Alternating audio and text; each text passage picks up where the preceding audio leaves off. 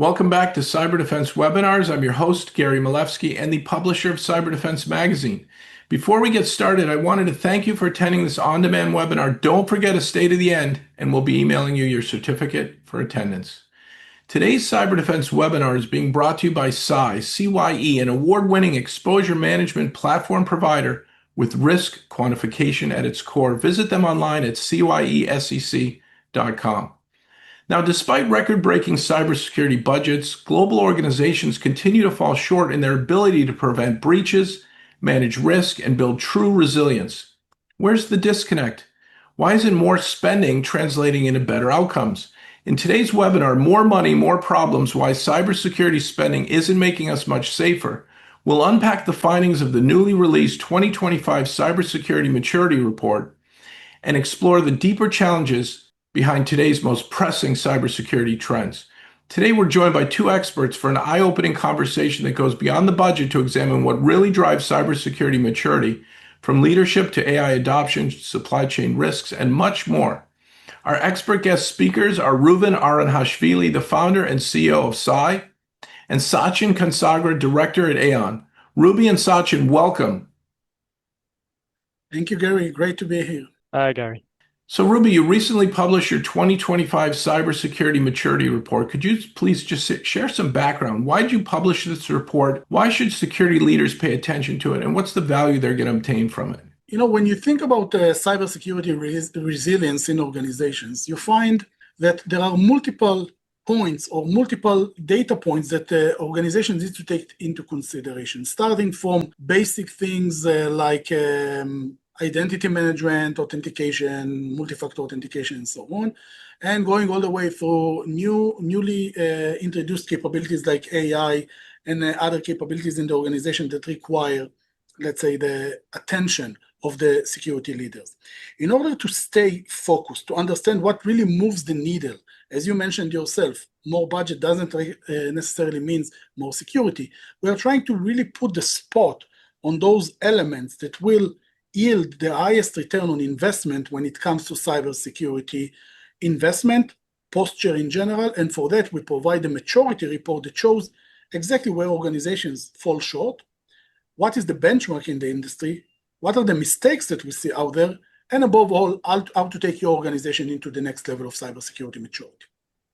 Well, that sounds wonderful. And Sachin, you do maturity assessments for companies. What's the trigger that drives companies to engage with Aon, and what are the outcomes they strive to achieve? Thanks, Gary. So to give some context before jumping into that question, so at Aon, we're a global cyber team focused predominantly on the private equity and investment space. So our clients are typically private equity houses, large banks, investment funds, and venture capital organizations looking to transact, but not too sure to understand what cybersecurity means. So that being said, there are two core scenarios here where the Aon team are brought in to run maturity assessments. Firstly, pre-deal, secondly, post-deal. So from a pre-deal perspective, the driver for private equity firms, large banks, investment funds, and so forth is to try and to understand three things. Firstly, are there any critical security gaps in the asset or the business I am about to procure or transact with? Secondly, does the organization understand or have a grasp of its overall risk profile? Now, that's very important given typically when backing from private equity company comes or large banks comes or financial institutions comes, there's a heightened threat profile. And we see assets or businesses becoming more targeted by threat actors during the process and after a transaction. Thirdly, and finally, as part of the maturity assessment, what they are trying to understand is if there is anything material from a cybersecurity perspective to the transaction they're about to undertake. And if I put that differently, is there any indication of an active breach in the organization I'm about to procure? And to that point, there are different flavors of maturity assessments which Aon can do in order to understand some of these questions. So from a deal perspective, Aon comes in and does a 360-degree review. And by that, I mean outside in, however, also inside out, to get a true picture of the business security posture. Now, if I pivot that into a post-deal, from a post-deal perspective, what Aon does is very specifically, once an organization is brought into the ownership of a private equity firm, a large bank, or financial services organization, we do what we call a trust but validate exercise. We incidentally use the Hive platform from the Cye team as one of the core enablers for us to conduct a NIST 2.0 aligned assessment. That's wonderful. And I'd love to get into some of the key insights that you've uncovered from your analysis, Ruby. Global cyber maturity is rising, but unevenly. Ruby, why do you think this is happening? What are the biggest factors driving maturity gains in countries like Norway and Japan, for example? Yeah, that's the interesting thing that we found in this report, Gary, is for example, there is no doubt that one of the countries that maybe is investing the most in cybersecurity worldwide is, for example, the US, right? And you can ask yourself, how can it be that the US, despite all of this investment, they are not number one here, or not number one by far, I mean, with huge gap. That's something that is really going back to not how much you invest, it's more to the method. How do you invest? When you think about countries such as Norway, Japan, the approach they are bringing is much more focused, directed also from the government in some cases. For example, you know that in Norway, you have a very interesting facility that is being used by NATO, right? And then that's something that drives a lot of cybersecurity attention to Norway, supported by the country, but not only, but also supported by NATO. So they actually invest in the right places. They put the emphasis on what is more important. They drive incentive plan for companies to really become more mature in their countries. And that's something that is really focused on basic things, like basic foundations to start with, and more advanced things that are really moving, again, the needle and showing return on investment from their perspective. So it's about the method, the focus from government, and the support that companies are really getting in order to be more secure. Compared to the US, that again, the investment in the US is by far higher than any other place that we see today, at least from our point of view. Still, the investment there is not effective enough. Definitely, US is one of the leaders, don't get me wrong. It's not that the US is in a bad place, but still, a more focused, more, let's say, targeted, smart decision-making process around where to invest would take the US to the next level as well. That makes a lot of sense. Sachin, why do you think some countries still lag despite these increased investments and the increasing regulatory pressures? So I think it's for two core reasons. So firstly, the profile and the business models of the organizations in advanced countries. And then secondly, for the more advanced countries, you see organizations looking towards gold-plated solutions or platinum solutions without getting the basics right, to Ruby's point. So if I unpack each of those from a business model perspective, for the more advanced countries, for example, the US, as Ruby mentioned, also various European nations and the UK, there's often much more complex profile of the organization, which have quite unique characteristics. And therefore, despite there being stringent and well-defined regulation at place at a macro level, enforcing that regulation is actually very challenging. For example, in advanced countries where you tend to see larger corporations, the businesses are diversified. That in turn also brings diversified technology stacks that sit behind it. So enforcing regulations around data, around control maturity, which is not so much straightforward when you have 6 or 7 different business verticals, each of which have different cloud environments, for example, such as Azure, AWS, GCP. They may have different legacy environments in play that sit behind the business verticals too. That becomes quite a complicated picture whereby certain data protection or privacy controls or regulation work in one part of the organization, however, not the other. And then secondly, in terms of the more gold-plated solutions, in the more advanced countries, they focus much more on investing in the high-end, high-quality solutions. So they have, for example, a next-generation firewall running. They have, for example, XDR running. They have, for example, end-to-end GRC tooling running. But when you scratch under the surface, there's a lack of proper security foundations in place. And to make that tangible and give an example of what we see through Aon on a regular basis when doing assessments, what's the point in having an XDR solution in place if, for example, your syslog servers, your database servers, or your application servers are not actually configured to push out logs to the correct places? Or another example, what's the point of having a next generation firewall in place when you have a series of any-to-any or high-risk telnet policies in place? Both ingress and egress traffic. So to summarize, foundations are critical to get right before investing in advanced solutions, which you commonly see in advanced countries. Sachin, on that note, I have a question for Ruby. Ruby, what lessons can emerging markets take from the high-performing smaller nations?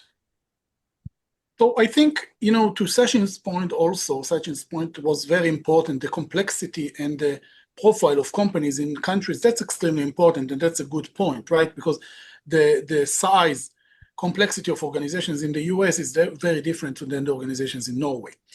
But still, I think that the concept of being target and, let's say, result-driven with analysis that actually provides very clear understanding of what will be the benefit of investing in a specific cybersecurity solution, that's something that can actually take those countries, those organizations in the countries to a totally different place. To give you an example, right? We just analyzed a specific situation in an organization that decided to invest in a DLP solution. We all understand DLP is extremely important, right? Protects your data, really in the core of the organizational data assets, right? And still, we've evaluated the specific implementation of this specific DLP without getting to the vendor. It's not the point. The point was that with the feature set and with the capabilities that were deployed in this organization, we actually evaluated that the risk reduction associated with this specific tool will be in the ranges of 1.5 million to the organization best case scenario. The cost of the tool was 2.5 million. So it doesn't make sense, right? You invest 2.5 million in order to reduce best case scenario a risk of 1.5 million. It doesn't make sense. So is it the good or the best investment of those 2.5 million in this organization? Of course not. It doesn't mean that DLP cannot be, of course, provisioned in a better way with different functionality to reduce much more significant risk. It can be done, but that wasn't the case. And that's a very, let's say, indicative situation, something that indicates or shows you that there are a lot of these kind of situations in which the investment is being made based on, let's say, checklist-oriented approach, or I would say even a more compliance-based approach rather than really risk-oriented approach. And I think that if one thing needs to be taken into consideration is how you correlate your investment to your business risk. If you're able to understand that, you're able to invest in those places that will actually provide the return on investment that you expect. Your report is really eye-opening, and I'd like to drill down a little bit into this issue. The largest countries don't necessarily have the strongest maturity, and we see that big budgets don't equal better security. So, Ruby, why doesn't high spending always translate into better security? So to continue on what I just said, right, that's really a very good segue to it. The point of investing more, that's something that shows, of course, maybe, let's say, a cultural maturity. And that's good. I mean, the fact that you have the budget, the fact that your management understands that you need the budget, that's a very important step forward. That means that now, if you know where to invest and you know what really changes your risk profile in the business, you'll be in a very good place. So from opportunity perspective, let's compare again US with Norway. US has a much higher likelihood and, let's say, potential to be best in class or leader, right? Because the budget is there, the resources are there, the awareness is there, everything is in place. Now it's all about execution. What drives that specifically? That's first, do you understand your risk and threat profile? That's the first question that you need to ask any organization. Assuming you understand that, can you then map the technical risk to your business risk? When we talk about risk quantification, that's exactly what we are trying to do. It's not about just having a number. The number by itself is not interesting. The point that you are able to say, hey, I have a risk profile here, that's the likelihood of the risk, and if that happens, this is how much it's going to cost me, then you know, hey, you know what? Investing 1 million to reduce a 100 million risk, that makes sense. To invest 1 million to reduce a 2 million risk, not necessarily makes sense, right? And that's exactly the calculation or the concept that every organization needs to adopt. I have to say, right, the potential in those places where the budget is there is higher potential. Being more efficient around your cybersecurity spending, making educated decisions, it's all about managing the risk and the exposure in the organization in a way that can be really correlated and quantified to the business risk. That makes a lot of sense. Sachin, do you have any thoughts on this? Absolutely. So I think with some of the larger organizations, ultimately they have more structural challenges in place and more cultural challenges in place. And if I can break that down and compare it to, for example, a mid-sized organization. So from a structural perspective, mid-sized firms are typically much more agile in improving security because they're commonly still in organic growth states. Specifically, what I mean by that is mid-sized firms have yet to acquire organizations or bolt-ons as part of a wider growth strategy. And therefore, the solution stack is relatively homogeneous and it's easy to manage.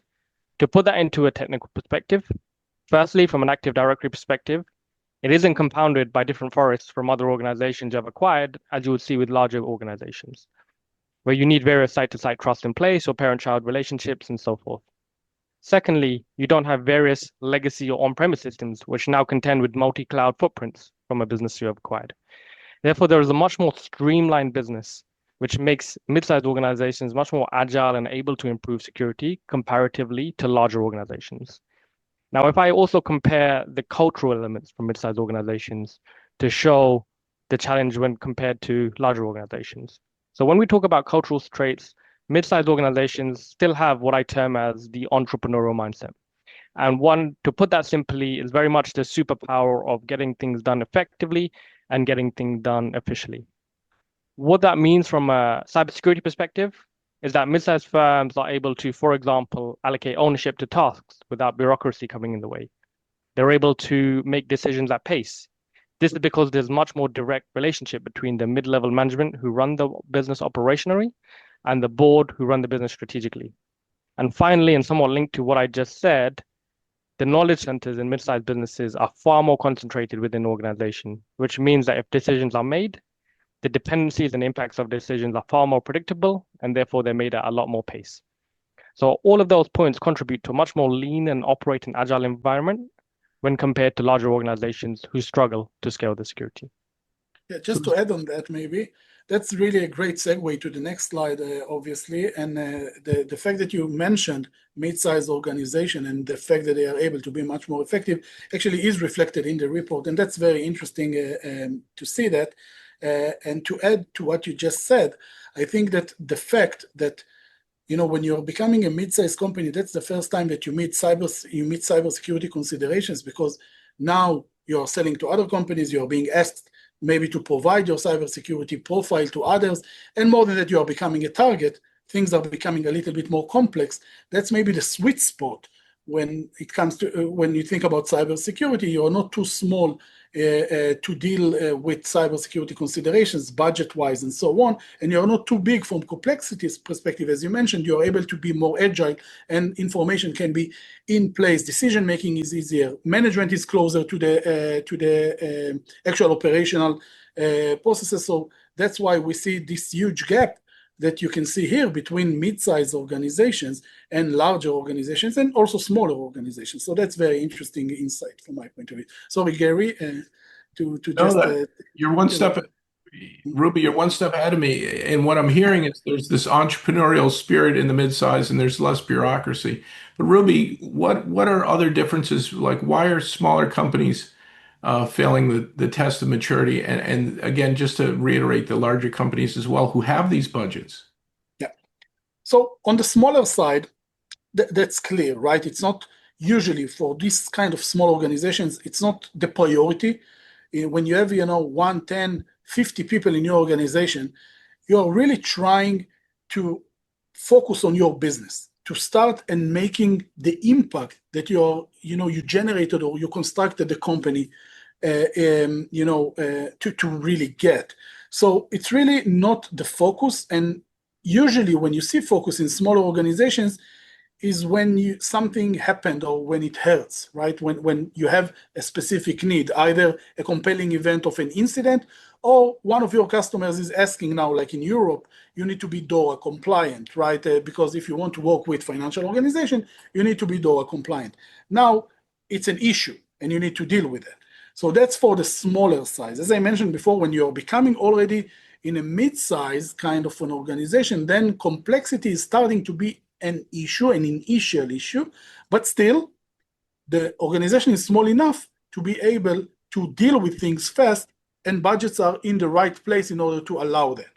Now, if you go to the other side, to larger organizations, as mentioned before, then I think that the enemy that you get there It's not the budget usually, it's really the complexity.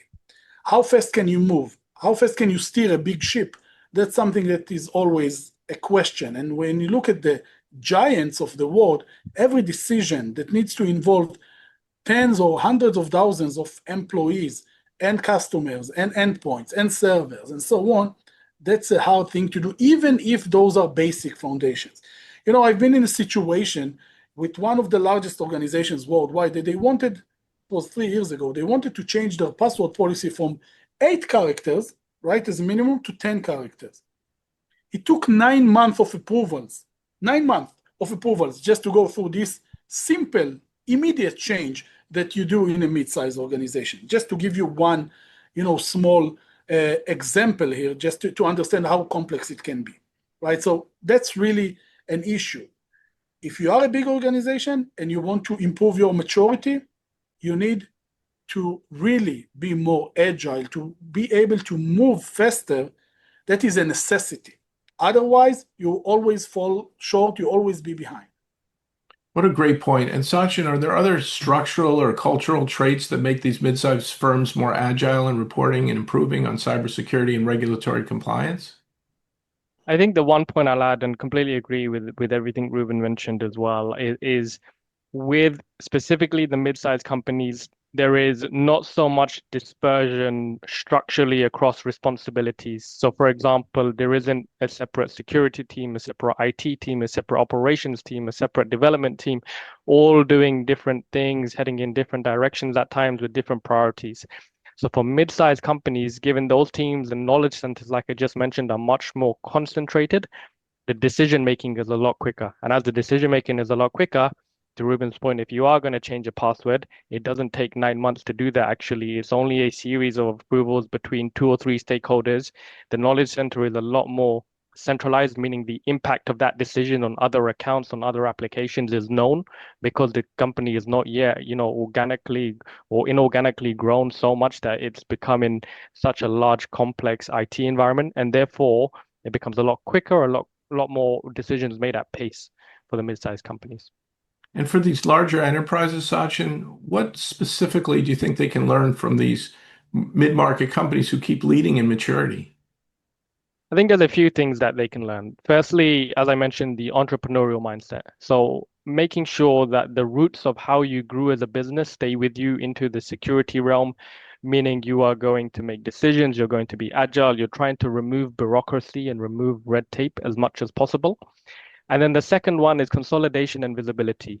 So as you grow, it's inevitable that the IT environment is going to become a lot more complicated. Okay, so you're going to have various legacy footprints. You might have various multi-cloud footprints in place. Within cloud, you might have different providers. You might have different types of architectures, microservices, monoliths, etc. So it's really understanding that from a mid-sized business, making sure that those roots of how you are making decisions, of how you understand your environment, the dependencies of those are not lost. So when you grow into a larger business, you take those kind of root causes of those learnings and you grow in a much more sustainable, much more appropriate fashion. That's a great answer. And, this leads into the next question. AI and automation are really driving maturity gains. Sachin, how is AI game changing for the attack surface? Is this a big risk? Is it a benefit? So from an AI perspective, I think it certainly is changing the game. There is so much discussion at board level around AI, so much discussion at the private equity level, at the portfolio company level across AI. One of the key conversations happening around AI, I suppose, that we as Aon are starting to answer is whether or not it's starting to level the playing field between resource-constrained organizations and well-funded organizations. And that is a question that we're tackling as we work through with our clients. And the simple answer to that is AI is not leveling the playing field per se, but it certainly is starting to bridge the gap. And let me unpack that in 2 ways, I suppose. So firstly, AI is bridging the gap between well-resourced and well-funded organizations and, let's say, smaller or mid-sized organizations through helping to automate repetitive tasks. So specifically in the cyber context, for example, doing tasks such as reviewing terabytes of logs to understand behavioral patterns, to understand different accounts and anomalies of different accounts, AI can start to speed those up when reviewing those types of logs. So you no longer need an army of people doing the analysis as you would do with a large organization, because instead now there's a tool, there's an algorithm that, if trained correctly, can start to pick that up and start to point out key trends, key points on areas of concern. And secondly, one of the conversations we're having around AI, the drive towards automation, and how to drive maturity gains is how AI is starting to democratize access to expertise. So AI can, again, not level the playing field, but it certainly bridges the gap through democratizing access to expertise. Specifically in the cyber context, you no longer need vast arrays of professional services firms with expert knowledge on things such as operating systems, development of code, network configuration, technology environments, operational technology environments, cloud environments, and so forth. AI starts to bridge that gap because it starts to ultimately provide access to that type of expertise, now all at the tip of the fingers or of search bar. And that type of expertise was typically not available for smaller organizations, only the larger ones who are going to consult and bring in the larger vendors at play. So that's the kind of core areas of discussion we're having around AI, how it drives maturity, but equally at the board level, how we're having conversations around how it's starting to level the playing field or bridge the gap in the playing field. On that note, Ruby, in what ways are organizations using AI to close their capability gaps? And how are you seeing AI impacting the threat landscape? So here's the thing, right? AI is being used today. If you look at a typical cybersecurity vendor, you choose one. If they don't have AI somewhere in their tagline or in their website, that means that something is wrong, right? So everyone is using AI, and there is a very good reason for that, right? That allows you to mimic human behavior, that allows you to do things that in the past were considered to be impossible to do by a human factor or human behind the scenes. And that's something that is now being done at scale, being done fast. So time to value is really, really fast. Coverage is very robust, and you can actually cover a lot of ground in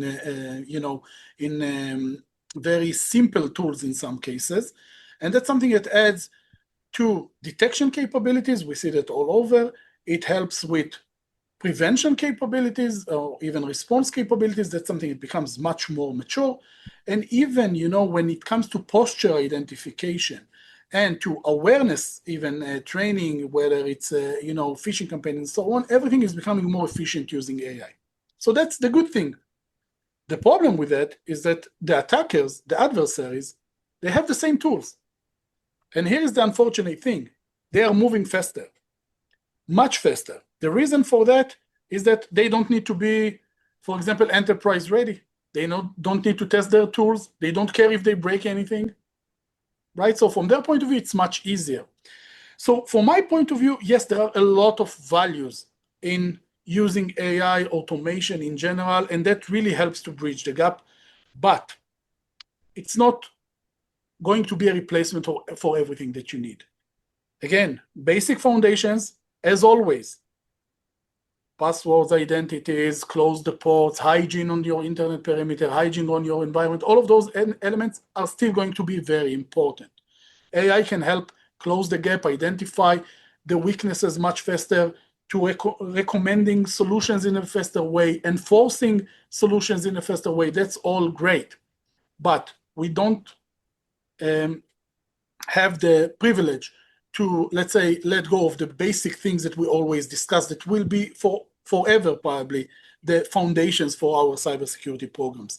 Again, the fact that attackers are moving faster, that's a fact. We need to take it into consideration. We need to be ready for that, and we need to understand the implications, whether that's deep fakes that are all over the place that are now using for frauds, which is one of the issues that we see, and whether those are, for example, automated campaigns that if in the past you've been in a situation that smaller organizations were not a target because they don't have a deep pocket. So think about an adversary. I managed to attack through supply chain, for example, 100 different organizations. So I got access to a software company. From this software company, I have access to 100 of their customers.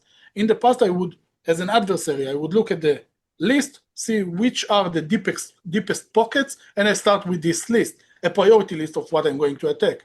Today, it's not an issue anymore. you have an agentic AI sitting behind the adversary environment, and they are actually poking all of those targets and trying to get the best benefit that they can. So keep in mind, now everyone is a target. It's simple from the other side, from the adversary side, to get more gain or to cover more ground, as it's simple also on the protection side to cover more ground and to be able to be more efficient.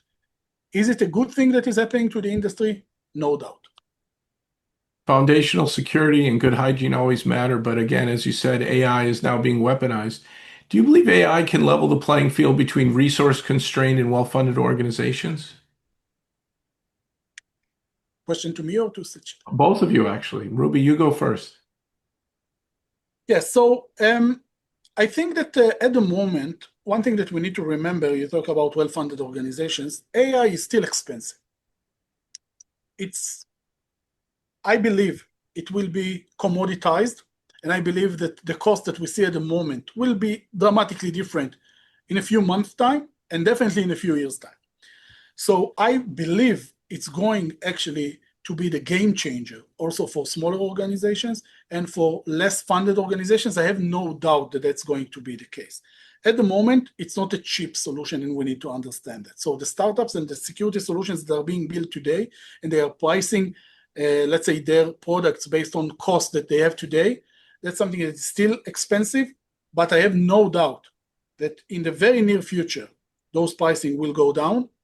AI will become much more dominant all around us, and that will lead to much more affordable solutions for the public, right? So it will be from small organizations, even for consumers, right? Through small organizations and all the way to large organizations. That's a great point. And earlier, Ruby, you were talking about supply chain risk. It sounds like it's still a blind spot. Third-party attacks continue to escalate, and I think they're estimated to be over 30% of incidents, according to Verizon's 2025 Data Breach Investigations Report. Ruby, what are some actionable tips you can share with our viewers to manage their exposure due to the nature of the growing and constantly expanding supply chains? Yeah, so, supply chain came to our lives a long time ago. Since then, multiple solutions were introduced in the market. So TPRM, everything that is third-party risk management, that's something that is now, let's say, a mandatory thing in a lot of organizations. And that changed a lot from policy, procedures, procurement processes. We see today, every time that we are going and selling our solutions to others, we are going through a procurement process that is quite, in a way, overwhelming. Sometimes I would say too hard, but that's a different point. And then you ask yourself, is it efficient? And that's the question, because if still with everything that changed in the industry, and that's, don't get me wrong, that's a good change because now it's an issue. People talk about it. People see that as a problem that they need to solve. However, I believe that the way that third-party risk is being managed today is essential but not enough. To explain that, we know that vendors are being evaluated. There are multiple ways to do that, starting from questionnaires, going through third-party risk management tools that are allowing to get some kind of scoring to your vendors. There are multiple tools out there, some leaders that a lot of companies are using. And in the end, you're getting a list of your vendors with some kind of number close to this vendor saying this number is X and this number is X minus 20. Okay, how that is connected to my risk, that's the part that I'm missing. So yes, I have this vendor. This vendor has high security, let's say, high security score. But as we know, every organization, based on the World Economic Forum, every organization has a 29%, this is the latest research that they've made, to be breached at any given moment, 29%. That means that once every 3 years or 3.5 years, every organization will be breached. Assuming this organization, this vendor is now breached, what are the implications on my business? That is the disconnect that I still see, right? So yes, I know that this business is risky and this business is not risky, usually. What happens when something is going south? That's a question that most organizations are not managing in a right way still. Why? Because it's really hard, right? It's really hard to understand the impact. When it's a software solution, it's one thing. When it's a SaaS solution, it's another thing. When it's just a supplier that brings you, for example, your flowers every morning to your office, maybe then the impact is different. Do you treat all vendors the same way? If so, you already have a problem.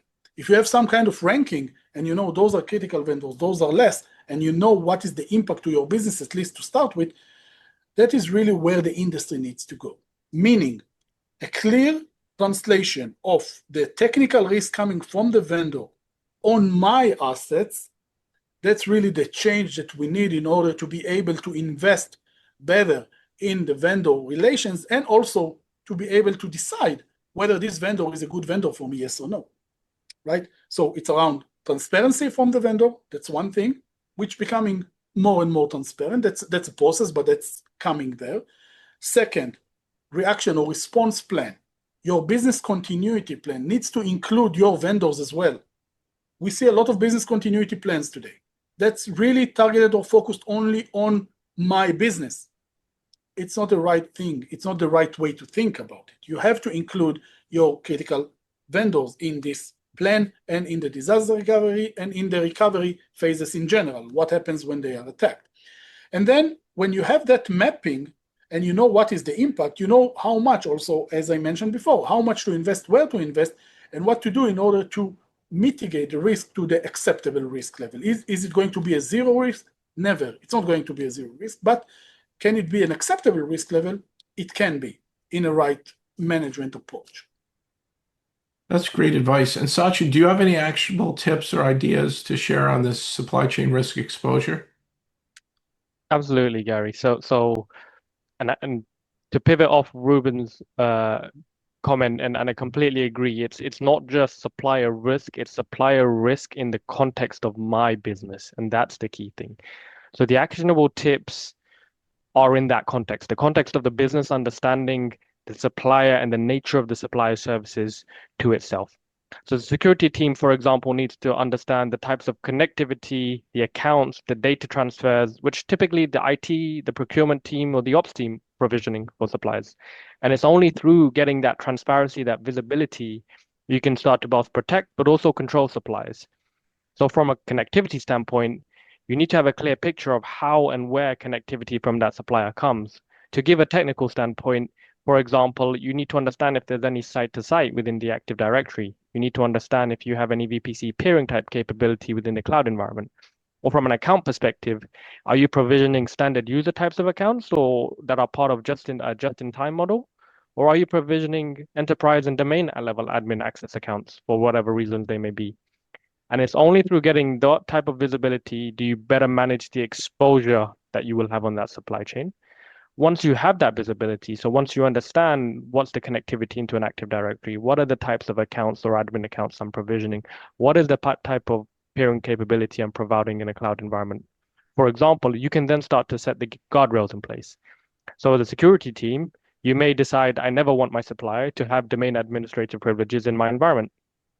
And it's through those types of guardrails that then you start to communicate with the IT team, the procurement teams, the ops teams. You can start to have better control and visibility of suppliers and ultimately start to eliminate some of those blind spots. That's great advice. And speaking of visibility, Ruby, how does continuous monitoring play a role? Yeah, so, the concept of evaluating your vendors one time when you engage with them or annually when you renew the contract, that's definitely not good enough, right?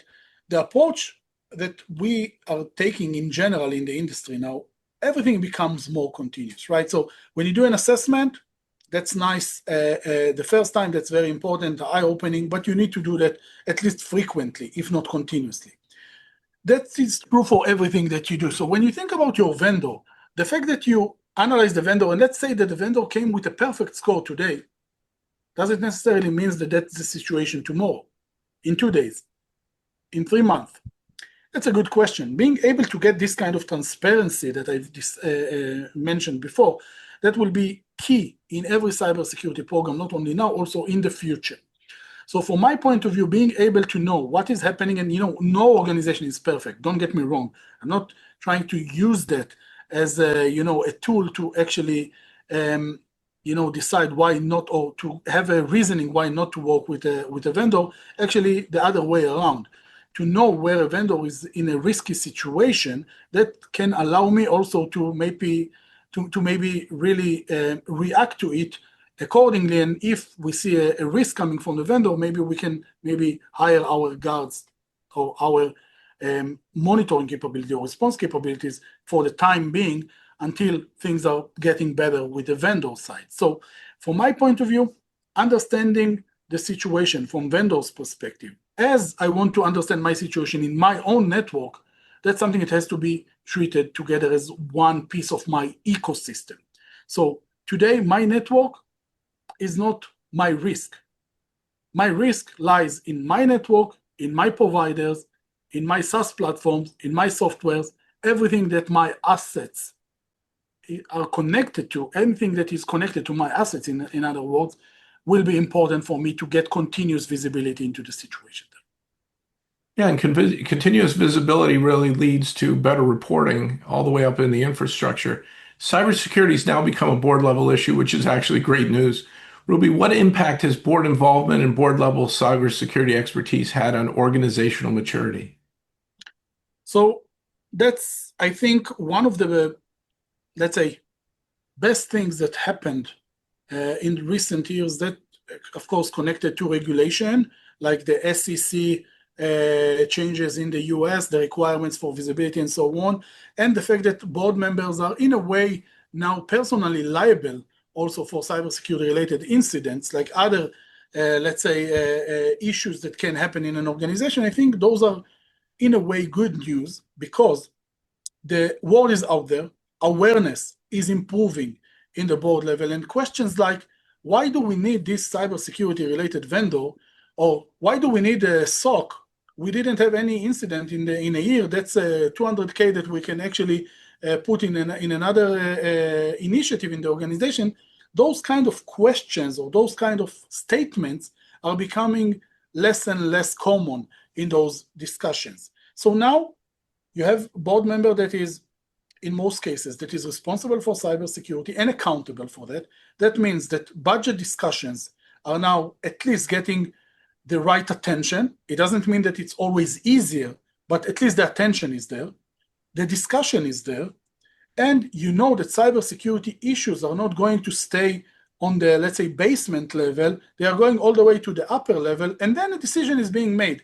Whether the decisions that we see today are, let's say, the most educated or the most, let's say, advanced decisions that we've seen in cybersecurity. So we are not there yet.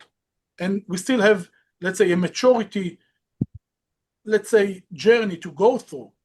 But the fact that cybersecurity has a place in the boardroom, that's a huge change to the industry. Everyone is talking about it, and board reporting and visibility becomes a very important use case. We see that on a daily basis. Every day we are being asked, how can we report to our board, to our executive level in a way, first, that they understand in their own language and still be able to convey the message? That's not an easy question, but that's exactly what we are trying to do also with our Hiver platform. That's exactly the point, right? To be able to bring the value and the data to them in the language that they understand, quantified, dollars, likelihood analysis, and so on. That's exactly the language that they can speak. Overall, great news to companies. If you have your board and executive management involved in your cybersecurity program, you're definitely going to get at least the relevant attention. And Sachin, that's great, and great news. I agree. Sachin, how can companies ensure this board involvement translates into effective strategy, not just optics? Sure, and it's a great question, Gary. So I think what's key is to understand around the board, the different priorities of the board stakeholders and their respective functions. So boards are not homogeneous. There are different profiles of individuals on boards, and you have to ultimately communicate in a way which is translated to each of those individuals. And if I can give an anecdote of early on in my career, one senior leader once explained to me that everybody has printed on their forehead, what's in it for me. And that's exactly the same when you speak to a board member, because each of them have their own priorities in play. So specifically, when communicating to the board level, what you need to understand, for example, is the chief financial officer, the chief legal officer, the chief customer officer, all of which who might hold influence in terms of releasing your budget or helping you make a decision from a security standpoint, they all have a different priority and connection to security. And to have targeted investments coming from them, you need to frame your challenges in a way that's meaningful to them and the way that they understand. And I think Ruby hit the nail on the head when he said that. So for example, if you're speaking to a chief financial officer, don't speak about the vulnerabilities. Speak about the balance sheet exposure from a cyber perspective. Or if you're speaking to a chief legal officer, you're not going to speak about the next gen solution that you want to put in play. Speak about the legal and regulatory exposure from a cyber perspective that could occur. And finally, if you're speaking to, for example, a chief customer officer, speak about the RFI, the RFP lens, how cybersecurity can erode trust from customers to help better unlock investment. So in order to understand, better communicate, and have better interactions with the board, leading to more investment and better decisions, the answer is simple, but also equally complicated to implement, which is understand that you're speaking to people of different priorities and make sure you're tailoring your requests in a way which they understand for their function and their priorities. Those are great nuggets of wisdom. Ruby, on that note, what are the best practices for security leaders who are engaging with their boards? So it all starts with communication, right? From my point of view, and that's exactly what Sachin just mentioned as a very important point, right? Speak with them in their own language and make sure that you don't overwhelm them with information that they don't find interesting or supporting their decision-making process. So for example, the list of vulnerabilities or criticals, which I see almost in every board deck, unfortunately, who cares, right? That's the answer that usually you get. Who cares? You care about what is the impact. You care about what are the implications, legal implications, customer implications, and so on. That's, of course, a very important thing. Everything is in the communication. Second thing, the board is there, or the company is there not to do cybersecurity. There is some kind of business theme behind it. There is some kind of business success that you want to generate. So you need to always demonstrate why cybersecurity is a business enabler. So it's not only a cost center. The best cybersecurity organizations that I've seen are those that were able to convey the message, hey, we are not a cost center to your organization, we are actually a business enabler.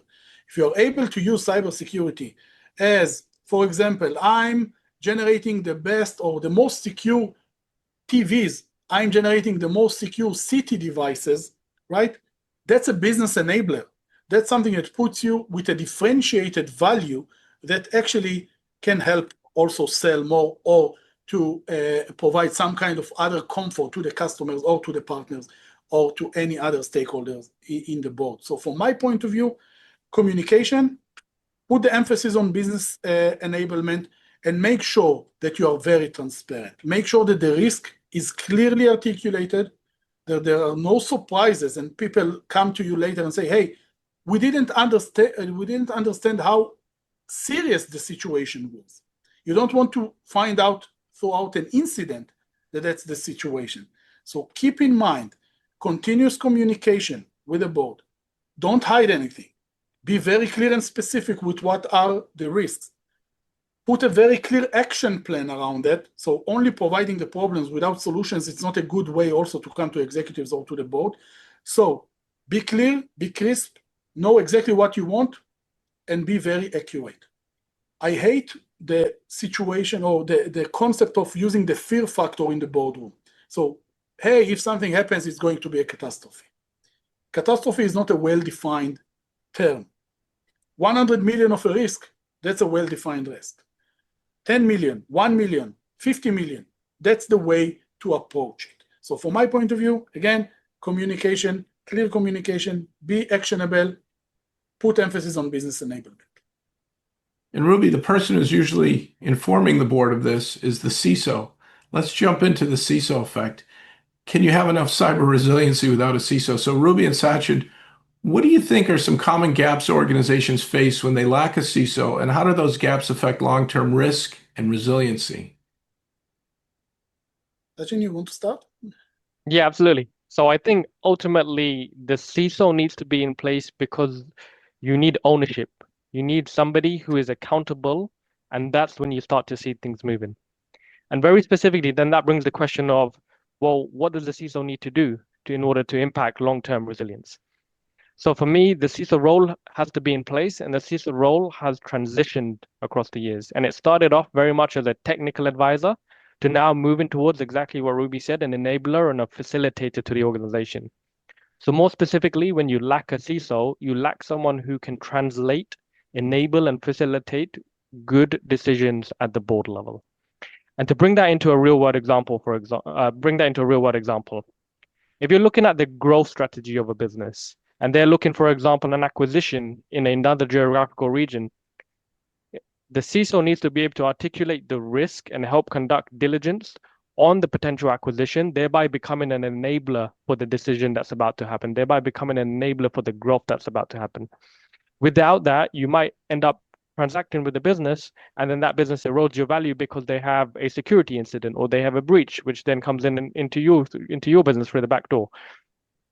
So ultimately, the CISO being an enabler and a facilitator for the organization, so decisions can be made in a way that do not introduce risk, is absolutely key. So we're moving away from just being a technical advisor in the applications, in the technology stacks, and actually being an effective communicator who speaks to the board in a way, in a language that they understand.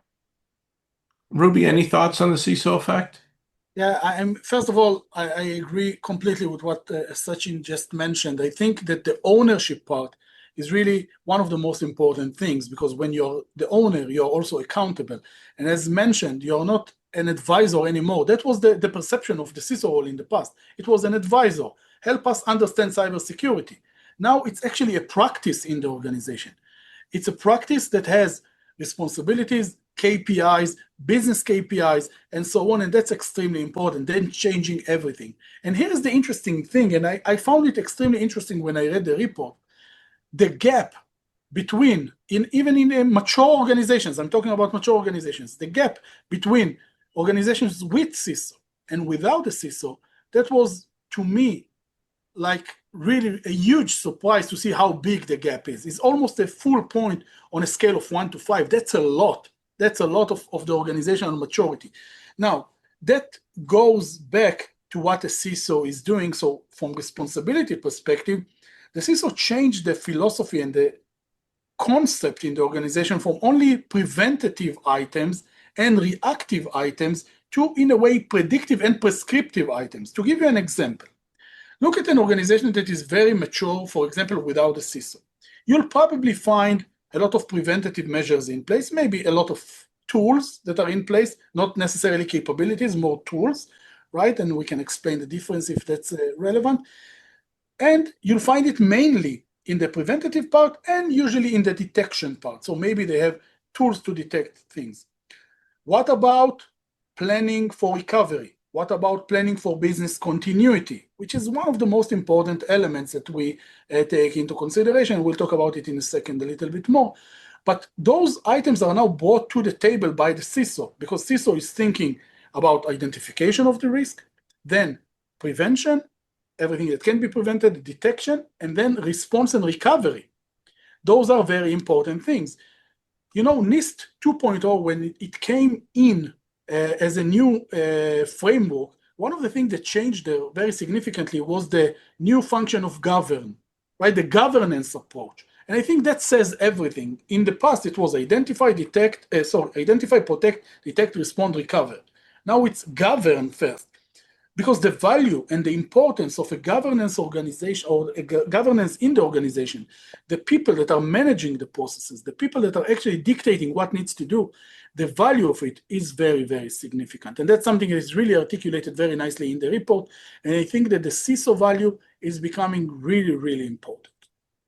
Absolutely. You know, small businesses who might say they can't afford a CISO, well, there's fractional CISOs out there now. So there's a CISO for every size and every scale of organization. But Ruby, what else are these organizations missing? So I touched a little bit about, or I talked a little bit about business continuity plan.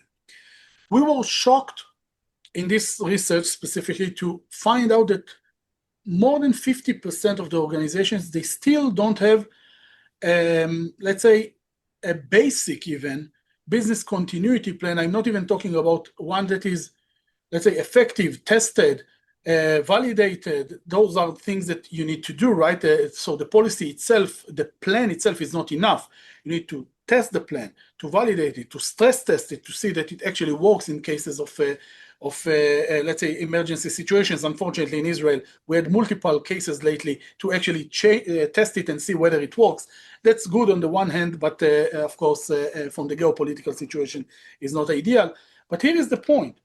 Without business continuity plan, without understanding what happens in every situation, how to react to different playbooks, what happens if you're hit or your vendor or your critical supplier, what happens then, how your business continues to really be successful, that's exactly where the value of cybersecurity becomes very, very important. Because think about it again, if you want to be a business enabler, and cybersecurity can be really the opposite of that, like shut down your business and you don't have a plan to recover from that. Why are you there, right?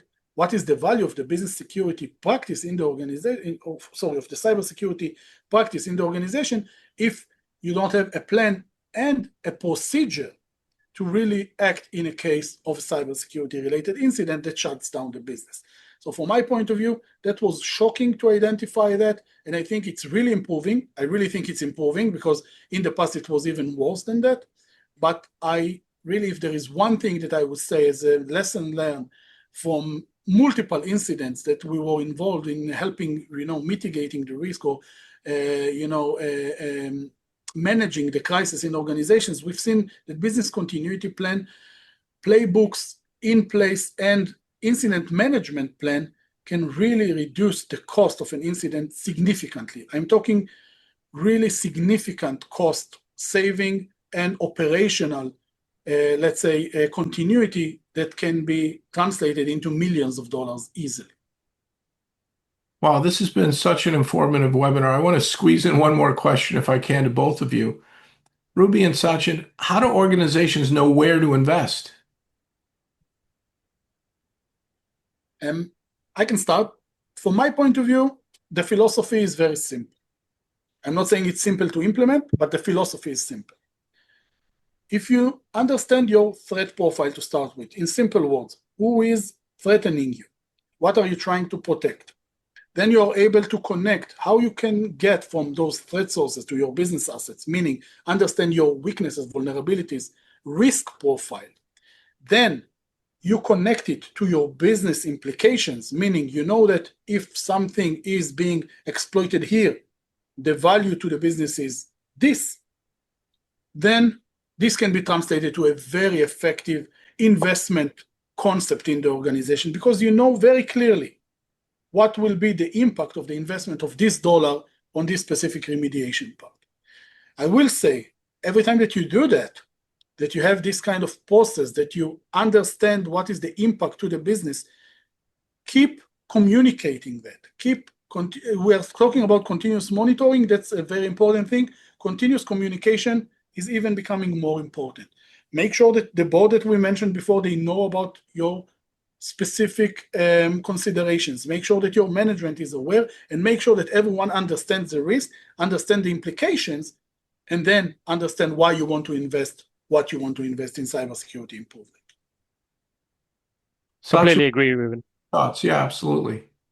I'll pivot with two thoughts. Firstly, and aligned to Reuven's point, invest where you're protecting something that matters. Many times we do assessments where we see gold-plated solutions, platinum-plated solutions deployed on servers that are protecting the lunchtime menu. Why? You have crown jewels, revenue-generating assets in your business. Make sure you understand what those are. Make sure you understand where they sit within the network. Make sure you protect and invest in those assets, not the ones that are not going to impact your business or halt your operations. Secondly, and a newer concept into the cyber world, invest in a way that unlocks value elsewhere within the business. So for example, if you're investing in protecting applications, make sure you're protecting those applications that customers are logging into, because you're unlocking value by creating trust between yourself as a business and that customer. Or if you're selecting which controls to invest in the ones that, for example, if you have a cyber insurance policy, the underwriters are going to value the most and therefore reduce your premiums as a result of increased maturity. So having that kind of lens of targeted investment, making sure you're unlocking value as a result of that investment, making sure you're protecting things that matter as part of that investment are going to be critical in terms of your overall investment strategy for the year. That makes so much sense. Well, today, some of the things I've learned from this report, and both of you wonderful guests, rising security budgets don't guarantee better outcomes. And what separates mature organizations from the rest, how to address persistent blind spots like third-party risk and board engagement, which is so important, and what practical steps you can take to build cyber resilience regardless of your size or your resources. Rubi and Sachin, thank you so much for such an informative webinar. And folks, remember, download the report today and then come back next time for another exciting episode of Cyber Defense Webinars. Thank you, Gary. It was great chatting with you. Thanks, Gary.